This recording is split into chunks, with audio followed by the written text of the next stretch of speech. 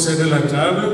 C'est pourquoi je vous balance un chant qui vous prépare à la table du Seigneur, juste avant le message.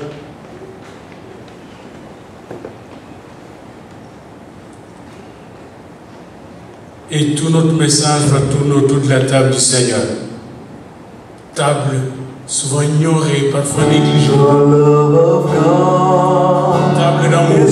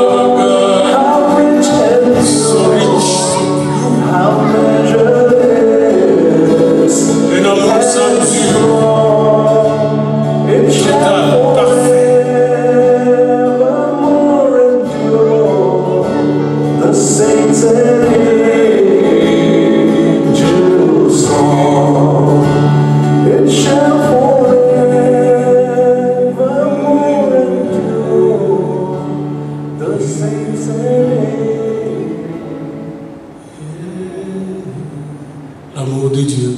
Seigneur, merci pour ton amour, car tu nous as tant aimés et tu nous as envoyé ton Fils unique, afin que quiconque croit en toi, croit en lui, ne périsse pas, mais qu'il ait la vie éternelle. Et c'est pourquoi nous sommes là, à cause de ce don merveilleux de la vie éternelle que nous avons reçu en Christ. Maintenant, Seigneur, inspire notre méditation, la méditation de la parole de vie, et fait que chacun de nous soit transformé dans son cœur, dans ses émotions, dans ses sentiments, dans son intellect, et même dans son corps, tout entier, par ta parole qui est une épée, par ta parole qui est marteau, par ta parole qui est miroir, ta parole qui est une lampe à nos pieds et une lumière sur notre sentier. Amen. Amen. Amen. Bien-aimé, la méditation d'aujourd'hui porte sur la table du Seigneur. La table. Est-ce que dans toutes les civilisations, les gens ont des tables, ils mangent autour de la table. Et beaucoup de gens font des réunions autour d'une table. Quand Dieu avait fait construire le tabernacle, il a demandé à Moïse d'y mettre une table avec 12 pains.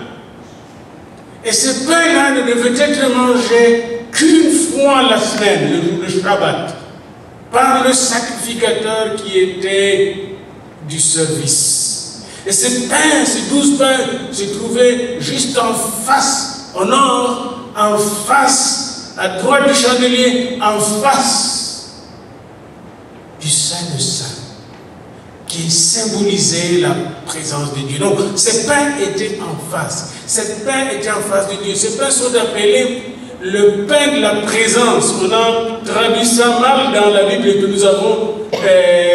On a mal traduit l'hébreu en disant le pain de proposition. Non, c'était le pain de la présence de Dieu. C'est ça la meilleure traduction de l'hébreu. Le pain était dans la présence de Dieu. Le pain signifiait la présence de Dieu au milieu d'Israël. Bien-aimés, nous allons voir comment la table que nous allons partager signifie la présence du Seigneur au milieu de nous. Amen. Eh bien, j'aurai le temps de revenir, peut-être le mois prochain, sur le pain de proposition, le pain des tabernacles, mais aujourd'hui, je m'intéresse surtout à la table du Seigneur. Cette même table qui était dans le tabernacle, et puis Salomon en a fait 12 tables pour avoir 120 pains, 12 tribus d'Israël, maintenant 120, et Salomon voulait qu'on inclue non seulement les 12 tribus d'Israël, mais toutes les tribus du monde étaient incluses dans ces pains. Et nous savons que dans le Nouveau Testament, le pain de la table sainte représente tous ceux qui sont au Seigneur. Eh bien, Jésus va transformer cette table. C'est pourquoi Paul parle de cette table, non pas comme la table de pain de proposition. Quand vous allez dans 1 Corinthiens 10, 21, Paul parle de cette table comme la table du Seigneur, qu'il oppose à la table païenne, parce qu'il y avait la table des idoles. Chez les Corinthiens, il y avait les temples des idoles où l'on mangeait la viande sacrifiée aux idoles. Il y a encore des religions aujourd'hui, avant de manger la viande, on la sacrifie à l'idole ou à leur Dieu. Eh bien, et c'était ce que faisaient les Corinthiens, et certains chrétiens allaient manger avec eux, et c'est pourquoi Paul a écrit en disant, vous ne pouvez boire la coupe du Seigneur et la coupe des démons, parce qu'il y avait des coupes qui étaient sacrées aux démons. Quand vous allez chez nous, même si on inaugure un petit pont, je pense que c'est pour ça en Afrique qu'ils ont difficulté à construire des ponts et des routes, pour un petit pont, le président ou le premier ministre doit venir, puis il va prendre un verre de vin pour faire boire au mâne. C'est vrai. Je comprends pourquoi ça ne peut pas changer. Vous voyez. Les gens qui sont le mâne, je ne sais pas où ils sont, les démons morts depuis longtemps, et on va leur faire boire quelque chose. Et Paul nous dit de ne pas boire de telle coupe. De ne pas boire de telle coupe. Malheureusement, parfois, ce sont des chrétiens qui font ça. Parce qu'ils ne savent pas distinguer le vrai du faux, la lumière du ténèbres. Eh bien, Paul parle de cela, mais ce qui est essentiel dans ce verset, c'est le seul verset où la table du Seigneur est appelée table du Seigneur. Ça, c'est plus important. Hein? Dans 1 Corinthiens 10, 21, Paul parle de la table du Seigneur, il dit, vous ne pouvez pas participer à la table du Seigneur tout en participant à la table des démons. Vous pouvez le faire à la fois. Cette table que nous sommes et que nous avons dans l'église aujourd'hui, cette table qui est devant nous, c'est la table du Seigneur. Autrement dit, c'est lui qui est le Seigneur de cette table, le chef de cette table, c'est le Seigneur lui-même. Et c'est ce que j'appelle le mystère de la table du Seigneur. La présence du Seigneur à cette petite table de la Sainte Seine. Jésus-Christ est donc le mystère de cette table. Et quand il était devant cette table, comme nous le voyons dans Matthieu 26, 20, ce soir-là de la Sainte Seine, qu'il a transformé, n'est-ce pas, le repas pascal en repas de la Sainte Seine, ce soir-là, quand il était devant cette table, il s'est passé des choses. Autour de cette table, il a commencé par laver le pied de ses disciples. Et en les lavant, il les sanctifiait, il les déclarait parfaits. C'est une table de purification, de sanctification, une table où le Seigneur nous transforme à son image. La table de la Sainte Seine. Ça, c'est la première chose. Là, Jésus a transformé ses disciples à l'image de Dieu. Il est venu restaurer, ce que le diable avait détruit dans le jardin d'Éden, à la table, parce que pour lui, la table représentait la croix, comme nous le verrons. Devant cette table, avant sa mort, la croix était au centre de la table du Seigneur. Autour de la même table bien-aimée, il a démasqué les démons, les diables qui étaient entrés dans Judas autour de la table. Donc c'est une table de délivrance où l'on démasque les démons. On peut chasser les démons et délivrer de frères et de sœurs autour de la table du Seigneur. Et ça me rappelle un petit incident que j'ai eu en 79-80, grâce de Dieu. Alors que je commençais mon ministère en 79, une personne s'est présentée au bureau. Et là, la personne se plaignait, ne dormait pas, et qu'elle volait la nuit, et qu'elle allait faire du mal aux gens, etc. J'ai dit à la personne, ne t'en fais pas, Jésus va te délivrer tout de suite. Et à ce moment-là, je n'étais pas encore même pasteur, j'étais diacre, évangéliste, mais je ne sais pas comment le Seigneur m'a inspiré. J'ai dit, on va faire la Sainte Seine ensemble. Et j'ai prié sur l'eau, c'était l'eau, je n'avais pas de vin ni de jus. Et j'ai prié sur un pain que j'avais dans mon bureau, alors que j'étais un professeur assistant à l'université. Et je lui ai fait boire cette eau.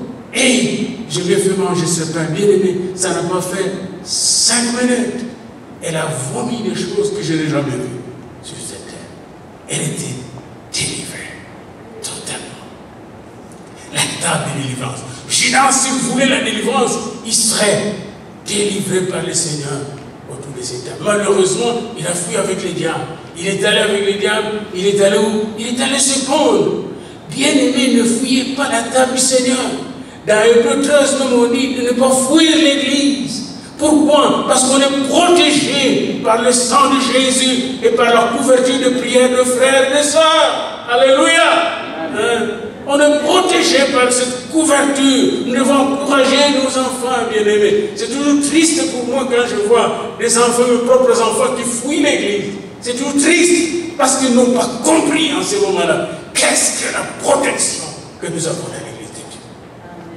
Nous devons le dire même dans nos familles. Il ne faut pas jouer avec les démons, bien-aimés.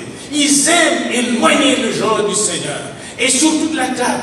Il y a des gens, ils sont chrétiens, baptisés de nouveau, puis ils ont peur de prendre la table. Oh, hier, j'avais mal parlé, je fais le péché. Mais confesse ton péché, viens prendre la table du Seigneur.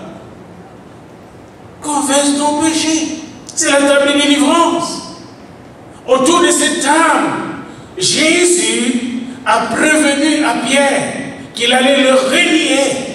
Il l'a armé pour que quand il allait le renier, il ne puisse les quitter. Autour de la table, il a dit, Satan t'a réclamé. Donc Jésus voyait Satan autour de la table. Il a dit, Satan t'a réclamé pour vous cribler. Il a réclamé tous les disciples de Jésus pour les cribler comme on crible du froment. Mais Jésus a dit, j'ai prié pour toi, Pierre, afin que ta foi ne défaille.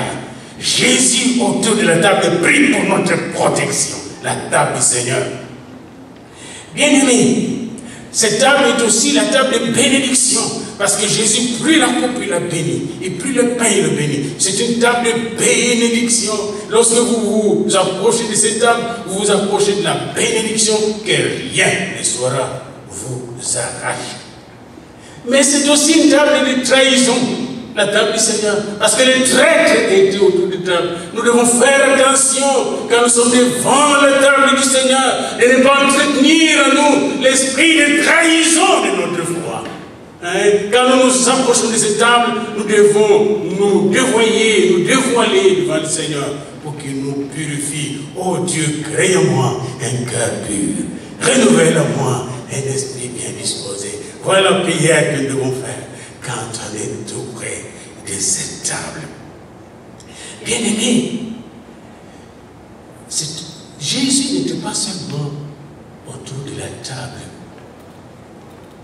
quand tu devais quitter le monde pour la première fois. Ce n'est pas la première fois qu'il était autour de la table. J'aimerais, avant de parler de la table du roi des rois, vous parler aussi des autres tables autour desquelles Jésus. Jésus, un jour à Béthanie, était autour de la table de Simon le lépreux. Et dans Matthieu, on dit Simon le lépreux. Puis les gens, ils vont vite parce que Simon le lépreux était peut-être un certain pharisien. Puis lui a commencé à attaquer une femme qui est venue le parfumer. Puis on va parler de ce parfum-là. Simon le lépreux était un ancien lépreux, impur, pharisien mais lépreux, que Jésus avait guéri. Je fais mes recherches encore ce matin là-dessus. Et là, il a choisi d'inviter Jésus autour de la table pour célébrer cette guérison. Mais lui, en célébrant cette guérison, il voyait une femme qui vient, une femme peut-être suspecte, une femme pécheresse, qui est venue parfumer Jésus. Mettre du parfum sur lui. Et lui n'a pas compris. Il a commencé à attaquer cette femme dans ses pensées. Il oublie que la table sur laquelle il était, lui, parce que Jésus était là, était devenue une table de grâce. Amen. Quand Jésus est autour de ta table, la grâce arrive dans ta maison. Amen. La grâce. Ça, c'est deuxièmement, il oublie que le parfum que la femme avait mis sur Jésus, sur la tête de Jésus. Non seulement que ce parfum annonçait sa mort, mais je veux plus loin, moi. Ce parfum était l'adoration de cette femme qui montait tout droit vers Dieu. Amen. Parce que le parfum de la Bible symbolise l'adoration acceptée et acceptable par Dieu. Voyez-vous, Simon, le lépreux qui a expérimenté la guérison, mais qui a oublié l'essence de la présence de Dieu autour de sa table. Quand Jésus était dans une maison, autour de la table, et je vous donnerai assez de versets si vous le voulez, tous les malades qui entraient dans cette maison étaient guéris. Quand Jésus est autour de la table, il vient avec la guérison. Quand Jésus est autour d'une table, tous les pécheurs, parce que quand Jésus est allé chez Lévi, chez Matthieu, autour de la table, il était assis avec le publicain et le scribe, le pharisien, le publicain. Le pharisien commençait à le critiquer, mais ces pécheurs étaient sauvés parce qu'ils étaient à table avec Jésus. Amen. Quand Jésus est autour de ta table, il vient te sauver, il vient te guérir. Question, est-ce que vous invitez Jésus autour de votre table? Je ne parle pas ici de la table de la Sainte Seine, mais quand vous mangez, est-ce que vous êtes conscient que Jésus veut venir manger avec vous? Est-ce que vous savez que quand Jésus vient manger avec vous, parfois certains problèmes d'estomac vont être réglés avec lui? Jésus, quand il est avec vous autour de la table, il apporte la guérison. Jésus apporte la bénédiction dans la maison, autour de la table. Amen. Alors, il y a la table du Seigneur, il y a votre propre table. Jésus veut aussi transformer votre table en table du Seigneur. Amen. C'est ce que j'appelle la métamorphose de la table du Seigneur. Jésus a choisi de faire sortir la table du temple, de faire sortir la table du tabernacle et de l'amener dans une maison. Puis dans chaque maison où il allait s'attabler, il transformait cette table en table de bénédiction, en table de délivrance et en table de guérison. Et c'est cette table qui dit, cette table n'est qu'un symbole. Elle doit devenir notre table chez nous. Amen. La table de la Sainte Seine s'est transformée en table de joie. N'oubliez pas que quand Jésus avait pris la Sainte Seine avant sa mort, c'était aussi une table tragique, un peu triste. Oui, il a terminé par le chant, mais autour de cette table, il y a quelqu'un qui est ici qui va me trahir. Je vais bientôt mourir. C'était un peu triste, c'était lugubre dans la salle. Mais 3 jours après, il est revenu autour de cette table dans Marc 16, 14. Il est revenu et il a trouvé dans la même maison ses disciples autour de cette table. Mais cette fois-ci, la Bible nous dit, dans Jean 21, qu'ils étaient remplis de joie. C'était devenu une table de joie. C'est autour de cette table que Jésus a soufflé l'Esprit sur ses disciples. Donc la table du Seigneur, même si au commencement, vous êtes là autour de votre table, même quand vous allez venir ici, je ne sais pas comment vous êtes venus ici, vous avez des petits problèmes, des petits bobos. Mais n'oubliez pas que la table du Seigneur finit toujours par devenir une table de joie, une table de délivrance, une table d'onction. Parce qu'autour de cette table, Jésus dit, recevez l'Esprit. C'est à qui vous allez remettre le péché, leurs péchés seront pardonnés. Bien-aimés dans le Seigneur, c'est une table d'autorité et de souveraineté.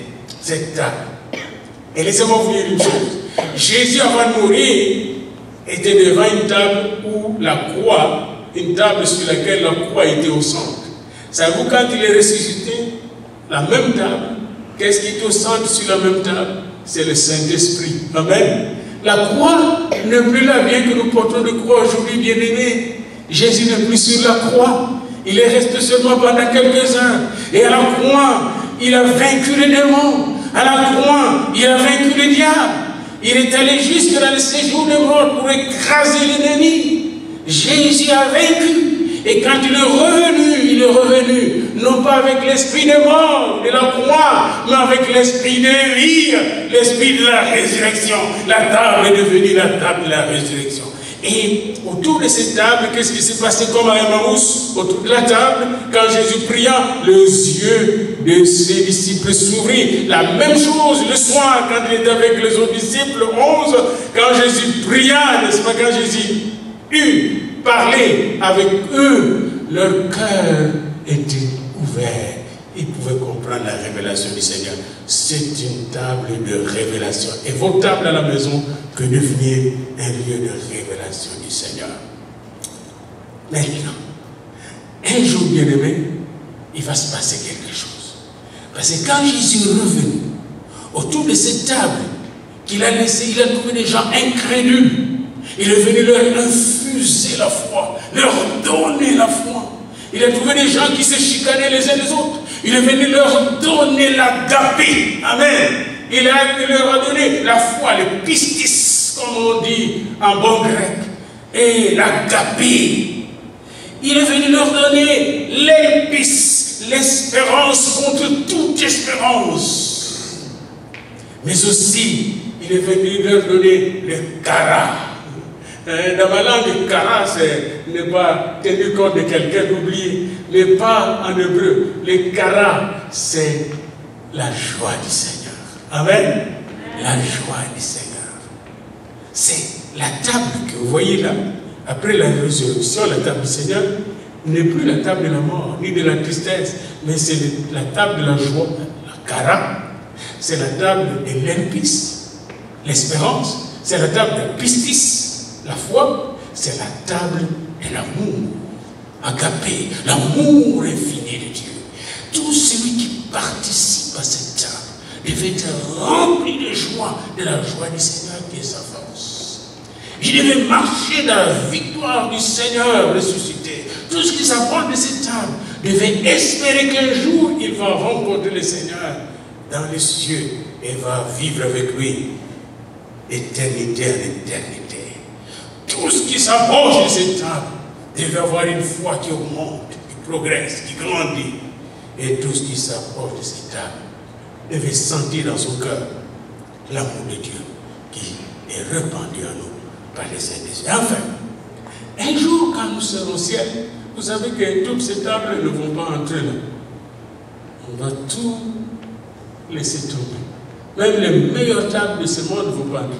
Mais il y aura une table au ciel. Alléluia. Et j'ai trouvé la table dans plusieurs versets. Je vous prends un seul verset, Luc 13, 29. La table qui est là, c'est la table de noces. La table du roi des rois. Il y a une table qui nous attend. Et là, on ne parlera plus, ceci est mon corps, ceci est mon sang. Non. Devant cette table, sur cette table, sera le repas de noces de l'agneau avec son épouse. Et là, la joie sera au comble. Ça ne sera plus la table de la foi parce que nous n'aurons pas besoin de foi là-bas. Ni la table d'espérance parce que l'espérance était sur cette terre. Mais ça sera la table de l'amour infini. C'est pourquoi Paul dit, aujourd'hui 3 choses demeurent. La foi, l'espérance et l'amour. Mais la plus grande, c'est l'amour. Là, nous serons, oh mon Dieu, ici c'est difficile de rester dans l'amour. Vous l'avez déjà vu? C'est difficile. Moi, je vis mon père qui essaie de nous donner tous l'amour de la maison. Mais les enfants, nous étions désorganisés, tellement désordonnés, qu'on nous faisait plus de mal. Et ici sur terre, mais là-bas, tous les enfants de Dieu seront dans l'amour. Toutes vos blessures sur la terre seront totalement guéries. Vous n'aurez pas de blessures là-bas dans vos cœurs. Les larmes essuyées, et vous serez avec lui. Mais attention, quand vous serez là, attention, attention. Pour être là, il faut vous préparer. Amen. Parce que là, vous connaissez quand cette personne qui est entrée dans la parabole, les invités est entré à la table du roi, c'est bien de la table du roi, puis il est entré avec tout le monde. Et il était attablé, il mangeait avec tout le monde. Mais le roi est arrivé, puis il a constaté qu'il n'était pas en habit de fête. Quel est cet habit de fête? D'où est venu cet habit de fête? Dans la tradition juive, dans certaines traditions juives, lorsqu'on invitait des gens qui étaient invités chez un homme, avant d'entrer chez eux, et on trouve ça, ils devaient se laver, d'abord ils devaient être purifiés, puis ils devaient être habillés par ces nobles-là. Il leur donnait des habits de fête. Puis dans la parabole, on voudrait dire que ces gens-là, cet homme-là, cette personne n'a pas pris soin de porter l'habit de fête que donnent les rois ou l'organisateur de fête. Bien-aimés dans le Seigneur, savez-vous que quand vous êtes venus au Seigneur, si vous l'avez accepté comme votre sauveur personnel, savez-vous qu'il vous a enlevé les vieux habits que vous portez dans le monde, les vieilles œuvres du monde, le vieux cœur du monde? C'est pourquoi la Bible dit, si quelqu'un est en Christ, il est une nouvelle création, les choses anciennes sont passées et toutes les choses sont devenues nouvelles. 2 Corinthiens 5, 17. Et dans Galates 2, 20, l'apôtre Paul dit, je suis crucifié avec Christ et pourtant je vis. Si je vis, ce n'est plus moi qui vis, c'est Christ qui vit en moi. Ma vie dans la chair, je la vis dans la foi au Fils de Dieu qui m'a aimé et qui s'est livré pour moi. Un jour, et j'aurai tout un message très prochainement avant la fin de l'année là-dessus, un jour nous serons devant une table dorée, une table d'or, une table splendide et merveilleuse, une table où nous serons servis par des anges, dans la gloire de Dieu. Mais pour participer à cette table, nous devons accepter de changer de vêtements. Amen. Nous devons changer, jeunes comme vieux. Il faut changer de vie. Savez-vous, une chose que le Seigneur nous demande, c'est de mourir en nous-mêmes. Nous devons mourir en nous-mêmes. Et nous devons travailler là-dessus. Je n'ai jamais vu quelqu'un avoir du succès dans la vie sans une discipline. J'ai vu beaucoup de savants que j'ai rencontrés dans les universités, ils sont morts eux-mêmes, ils vont presque pas dans le bar, ils font presque bon, ils passent tout leur temps à étudier, à examiner les choses, et là, ils sont brillants. Mais là, il est même pour nous. Nous devons passer du temps avec le Seigneur. Amen. Il a besoin de nous. Il veut nous transformer de gloire en gloire. Nous devons cesser d'aimer le monde, le jeune. Aimez le Seigneur. Amen. Et quand vous aimez le Seigneur, vous allez goûter combien le Seigneur est bon. Alléluia. Il est bon. Et alors, même cette âme que vous allez expérimenter aujourd'hui, la table qui est dressée devant vous, même cette table sera une anticipation de la table glorieuse que vous verrez là. Même cette table. Parce qu'aujourd'hui, laissez-moi vous dire une bonne nouvelle. Le Seigneur est présent ici. Amen. Il a dit là où 2 ou 3 sont réunis en mon nom, je suis là.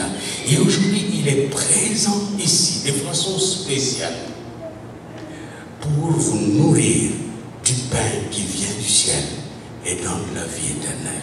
Et en mangeant le même pain, nous aurons le même amour, la même paix, la même joie qui vient du Seigneur. Et je suis convaincu que les gens seront touchés, guéris, transformés, bénis autour de la table aujourd'hui. Amen. Amen. Alléluia. Amen. Amen. Ah, je ne vous ai pas entendu. Un gros Amen. Amen. Ah, heureusement, Philippe est là.